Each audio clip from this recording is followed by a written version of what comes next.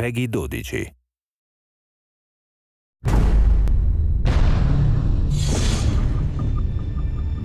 What things like the film allow Green Lantern to do is come alive for real. You see the constructs come to life. You see that energy dissipate. You hear the sounds. You see the big scopes of Oa and Zamora and all these other planets. There's something about Hal Jordan himself because unlike every other superhero, Hal Jordan and Green Lantern are essentially the same.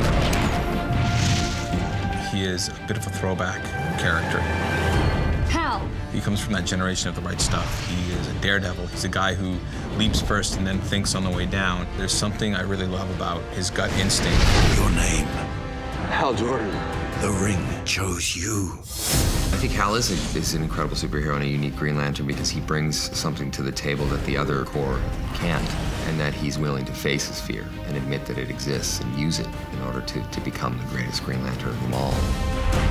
Ryan Reynolds is the perfect Hal Jordan for me. He has that humor, he has that swagger, that cockiness. When the chips are down, he really gets serious. He really steps up to the plate. The ring said it was a great responsibility. Responsibility? You? Let's hope so. Well, the great thing about Green Lantern Rise of the Manhunters is that there was a lot of time and energy and effort spent on making sure that it didn't repeat the movie.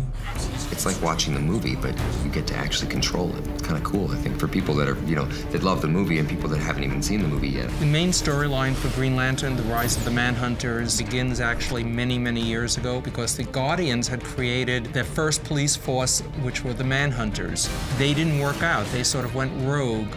So the Guardians discarded them and created the actual Green Lantern Corps. But now the Manhunters have come back, and they intend to destroy the Guardians and the Green Lanterns.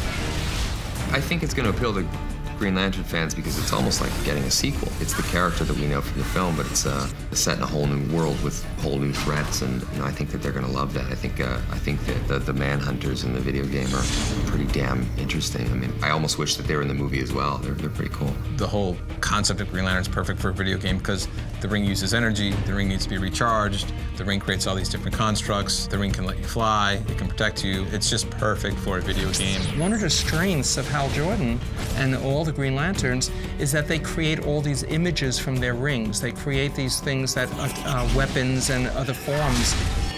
That is so great within the context of video games. The best part about it is co-oping with Sinestro. Because if you're a fan, you know where that relationship ultimately leads. So in this film and in this video game, the experience of Hal and Sinestro working side by side together, there's a whole story behind that. There's a whole emotional depth to it. Everybody's bringing Green Lantern to a whole nother level through what they do, through the film, through the video game, through everything that's happening outside the comics. It just adds a whole nother depth to the Green Lantern.